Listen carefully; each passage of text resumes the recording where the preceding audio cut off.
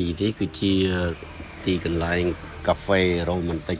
វាឃើញព្រៃឃើញទេសភាពមានពន្លឺថ្ងៃគ្រប់គ្រាន់ស្នុកពេលព្រលឹមឡើងយើងចេញមិនទាន់ទៅចាប់ពីកិច្ចការងារអ្វីយើងយកពេលនេះមកអង្គុយលេងលើខ្ចុះ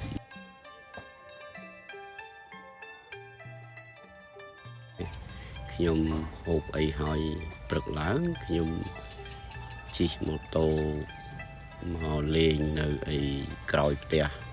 ប្រហែលជា1គីឡូដីមើលដើរមកក៏ដល់ដែរប៉ុន្តែ